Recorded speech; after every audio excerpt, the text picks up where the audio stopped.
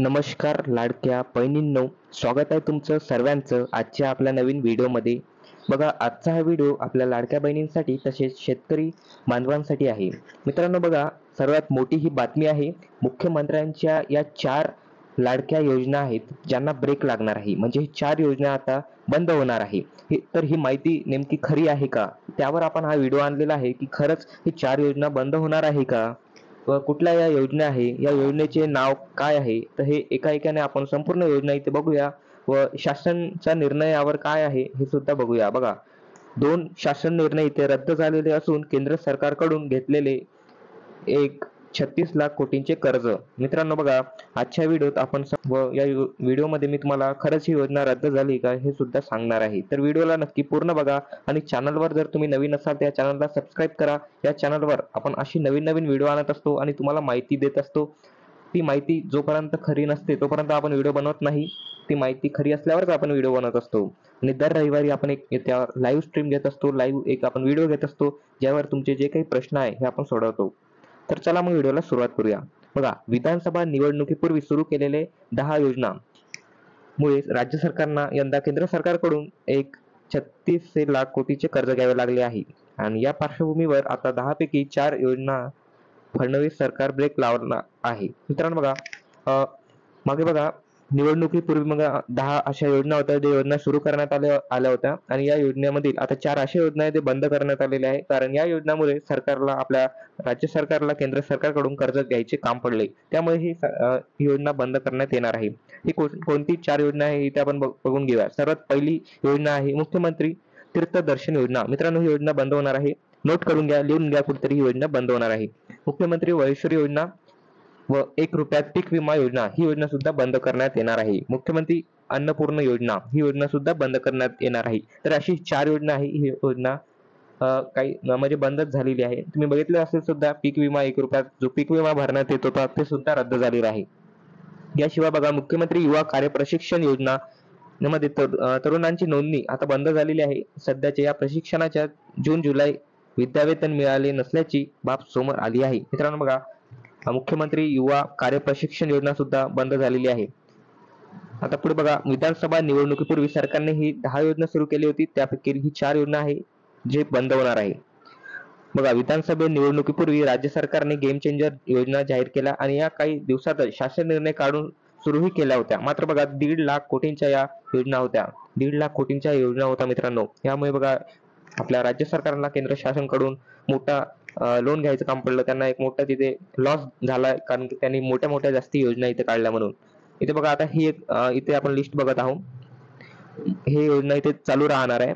बघा, मुख्यमंत्री माझी लाडकी बहीण योजना, मुख्यमंत्री अन्नपूर्णा योजना, वयोश्री योजना बघा, तीर्थदर्शन योजना, युवा कार्य प्रशिक्षण योजना, 1 रुपयात पीक विमा योजना. तर हे जी योजना आहे मित्रांनो बघा, यामधील काही असे आहेत जे बंद करण्यात आलेले आहे. जे आपण बघितलं, याच्यात बघितलं आपण, याच्यात काय-काय बंद करण्यात आलेलं आहे. एक म्हणजे मुख्यमंत्री तीर्थदर्शन योजना बंद करण्यात आलेला आहे व हे युवा कार्य प्रशिक्षण योजना हे बंद करण्यात आलेलं आहे. 1 रुपयात पीक विमा योजना बंद करण्यात आलेला आहे व यानंतर बाकी सर्व योजना इथे सुरू राहणार आहे. मुख्यमंत्री माझी लाडकी बहीण योजना वगैरे सुरू राहणार आहे. बघा, निवडणुकीनंतर बघा, डोईजन झाल्या योजना. मित्रांनो बघा, निवडणुकीनंतर डोईजन झालेल्या योजनेमुळे लाडक्या बहीण योजनेतून पडताळणी झाली आणि यात तब्बल 50 लाखाहून अधिक महिला अपात्र ठरल्या. मित्रांनो बघा, लाडक्या बहीण योजनेमध्ये सुद्धा मोठ्या प्रमाणात इथे घोटाळा झाला. त्यामध्ये सरकारी कर्मचारीच हे लाडक्या बहीणचा हप्ता घेत असल्याची माहिती समोर आली होती मागे. आणि बघा, मुख्यमंत्री अन्नपूर्णा योजनेतून बघा 56,13,000 महिलांनी दरवर्षी 3 गॅस सिलेंडर मोफत मिळतील असा दावा सरकारने केला होता. यात बघा, मुख्यमंत्री तीर्थदर्शन योजना हे सुद्धा आहे. ज्येष्ठ नागरिकांना देशभर जाता येणार, पण 1 लाख लाभार्थी दर्शनाच्या प्रतीक्षेतच आहेत. बघा, आता ही जी योजना आहे, ही योजनेला ब्रेक लावण्याने दर महिन्यात 3 ते 3,500 कोटींची बचत होईल. त्यामुळे वित्त विभागातील सूत्रांनी सांगितले आहे. मित्रांनो बघा, काही योजना ही बंद केल्यानंतर ही योजना बंद झाल्यानंतर इथे आपल्या वित्त विभागाला इथे बचत होईल, त्या याची बचत होईल असं सांगण्यात आलेलं आहे. बघा, निधी अभावी या योजनेचे जी-आर रद्द. मित्रांनो बघा, निधी इथे पुरेसा नसल्या कारणाने काही योजनेचा जी-आर इथे रद्द झालेला आहे. सर्वात पहिला म्हणजे पीक विमा योजनेचा जो जी-आर आहे, 1 रुपयात पीक विमा हा रद्द करण्यात आलेला आहे. नंतर 2023 मधील मोदी आवास योजनेतून ओबीसीसाठी 3 वर्षात 10 लाख घरकुले देण्यासाठी 12,000 कोटी रुपये देण्याची घोषणा राज्य सरकारने केली, पण मोदी आवास योजनेतून घरकुलांना मंजूर नाही. फक्त प्रधानमंत्री आवास योजनेतूनच कुलांना आता मंजुरी दिली जात आहे.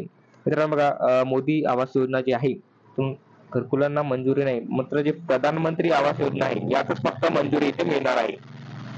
दुसरीकडे बघा, दरवर्षी 10 लाख तरुणांना इथे रोजगार कार्यप्रशिक्षण योजना जी आहे यात विद्यावेतन देऊन प्रशिक्षण देण्याचे लक्ष्य होते, तर हे सुद्धा आता बंद झालेलं आहे. 2025-26 मध्ये नोंदणी सुरू झाली नसून तरुणांना केंद्र सरकारच्या प्रशिक्षण योजनेसाठी आग्रह धरला जात आहे. मुख्यमंत्री तीर्थदर्शन योजना यात सुद्धा बराच निधी आपल्या सरकारचा गेलेला आहे. त्यामुळे हे सुद्धा आता बंद करण्यात आलेलं आहे. तर बघा, काही ही योजना आहेत, जी योजना इथे बंद झालेल्या आहे. यापैकी काही योजना सुरू आहे, जसे की लाडकी बहीण योजना वगैरे हे सुरूच राहणार आहे. मोदी आवास योजना बंद झालेला आहे. यातील फक्त प्रधानमंत्री आवास योजना ही सुरू राहणार आहे. मित्रांनो, तर अशा प्रकारचे हा व्हिडिओ आहे. ही जर तुम्ही 4 योजनांचा जर आतापर्यंत लाभ घेत असाल, तर तुमचा लाभ इथे संपणार आहे. तुम्हाला आता याचा कुठलाच इथे हप्ता या योजनेचा मिळणार नाही.